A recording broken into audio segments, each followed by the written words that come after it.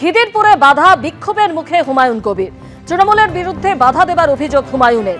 খিদিরপুরে হুমায়ুন কবিরকে দেওয়া হলো গো ব্যাক স্লোগান।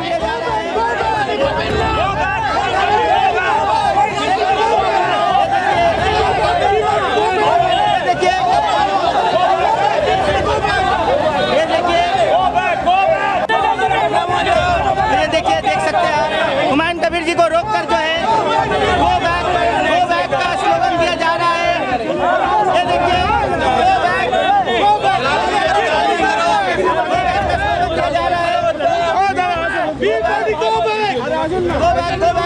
খিদিরপুরের এই ঘটনায় তৃণমূল কংগ্রেসের বিরুদ্ধে অভিযোগ করেছেন হুমায়ুন কবির। তাকে গো ব্যাক স্লোগান দেওয়া হয়। হেনস্থার অভিযোগে সরব হয়েছেন জনতা উন্নয়ন পার্টির চেয়ারম্যান হুমায়ুন কবির।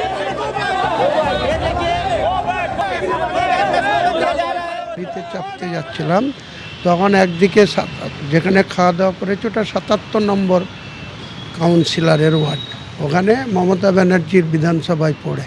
আর রাস্তার ঠিক উল্টো দিকটা হচ্ছে ৭৮ নম্বর ওয়ার্ড, ওটা পড়ে বন্দর এলাকা। তো আমি 50 মিটার যাওয়ার পরে দেখছি ২০-২২ জন ইয়ং ছেলে পেলে দাঁড়িয়ে আছে। আমাকে দেখেই তারা স্লোগান দিতে শুরু করে। আমি যখন গাড়িতে চাপতে যাই তারা গাড়ি ঘিরে ধরে প্রায় আমাকে মারতে উদ্যত করে এবং এখানে রাজনীতি করবেন না, এখানে এই আমি কোথায় রাজনীতি করেছি? এখানে আমি এসছি, কারো বাড়ি আসতে পারি না, তোমার অনুমতি নিতে হবে এইসব। ওই তো শাহবাজ বলে একজন আছে, তার নেতৃত্বে প্রায় 25 জন ছিল। ববি হাকিমেরই তো গুন্ডা এরা। ববি হাকিমকেই তো ওখানে ববি হাকিমের নাম দিয়ে মিনি পাকিস্তানের স্লোগান কারা দেয়? এরাই তো দেয়।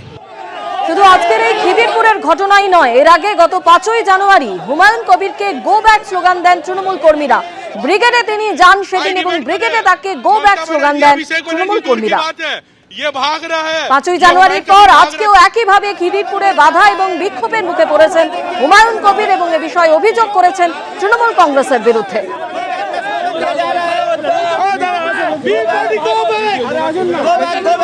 কোনো হিংসাকে আমার দল সাপোর্ট করে না এবং এক্ষেত্রে হুমায়ুন কবির তো অনেক সময় এমন উত্তেজিত কথাবার্তা বলেন, তাতে সার্বিকভাবে বাংলার একটা ইমেজ এবং বাংলার যারা মুসলমান সমাজের মানুষ তাদের ইমেজ ক্ষতিগ্রস্ত হচ্ছে। তার জন্য সাধারণ মুসলমান সমাজ, বাংলার মুসলমান সমাজ তার প্রতি ক্ষিপ্ত। তো তারা প্রতিবাদ দেখাতেই পারেন, তারা বিক্ষোভ দেখাতেই পারেন।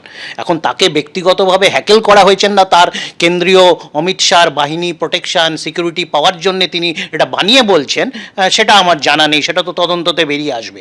কিন্তু তিনি যে সরাসরি হিংসার প্ররোচনা দিলেন, তিনি যে ববি হাকিম আমাদের একজন সিনিয়র নেতা, তাকে যদি দল চায় তিনি হাজারবার ইয়েতে মুর্শিদাবাদে যাবেন, হ্যাঁ, তো সেখানে তার গায়ে হাত দেওয়া, তাকে অ্যাটাক করার কথা যে সরাসরি বলে, এ তো পরিষ্কার অপ্রাসঙ্গিক। যত হচ্ছেন অত তার উস্কানিমূলক এবং এটা একটা প্যাটার্ন।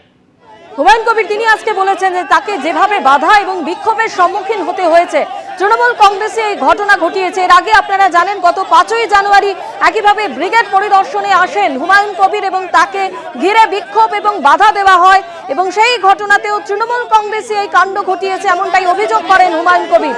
আর অন্যদিকে আজকে খিদিরপুরে হুমায়ুন কবিরকে গো ব্যাক স্লোগান দেওয়া হলো।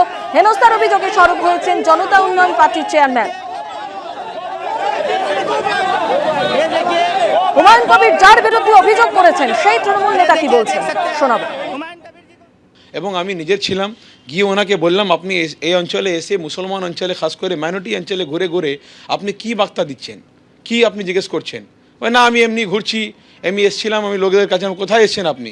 লোকের কাছে এসে আপনি মেন রোডে কেন হাঁটছেন? আপনি হেঁটে হেঁটে লোকের কাছে গিয়ে নিজের কি মুসলমান হবার প্রুফ করছেন, মুসলমান নেতা হয়ে প্রুফ করছেন। এই অঞ্চল কিন্তু ভবানীপুর অঞ্চল এবং পোর্ট অঞ্চলে কোনো দিন এই অঞ্চলের লোকগুলো আপনাকে পছন্দ করবে না। আপনি চলে যান এদিক থেকে। আপনি এদিকে বাবরি মসজিদের কথাটা কেন বলবেন?